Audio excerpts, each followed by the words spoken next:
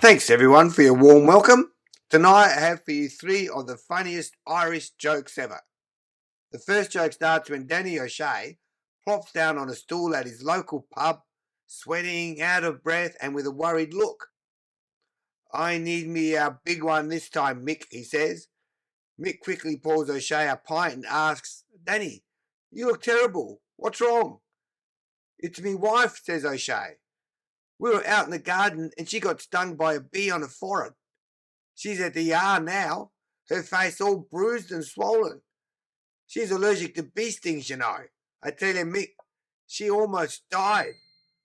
O'Shea then takes a long swallow of his Guinness and adds, "Luckily, I was close enough to hit the bee with my shovel."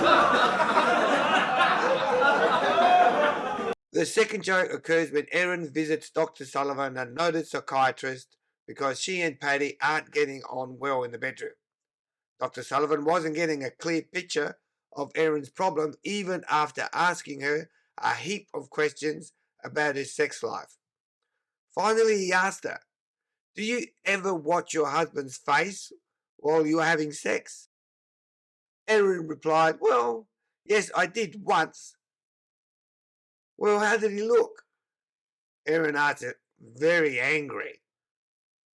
Dr. Sullivan stated, "You say you have only seen your husband's face once during sex, which is somewhat unusual.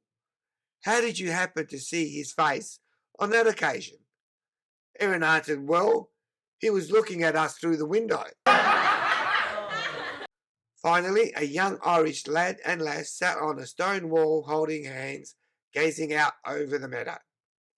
For several minutes they sat silently. Then finally, Colleen said, "A penny for your thoughts, Paddy?" "Well, I was thinking, perhaps it's about time for a wee kiss." Colleen blushed, then leaned over and kissed him lightly on the cheek. Paddy blushed. The two turned once again to gaze at the meadow. After a few minutes, Colleen spoke again. "Another penny for your thoughts, Paddy." "Well, I was thinking about a wee cuddle." Colleen blushed, then leaned over and cuddled him for a few seconds. Then he blushed. Then the two turned once again to gaze at the meadow. After a while, Colleen once again. "Another penny for your thoughts, Paddy." "Well, I was thinking, perhaps you let me put my hand on your leg."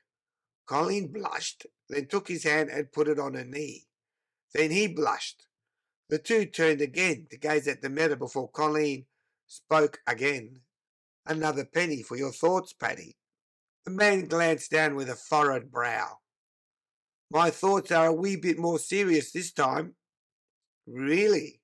said the lass in a whisper, filled with expectation.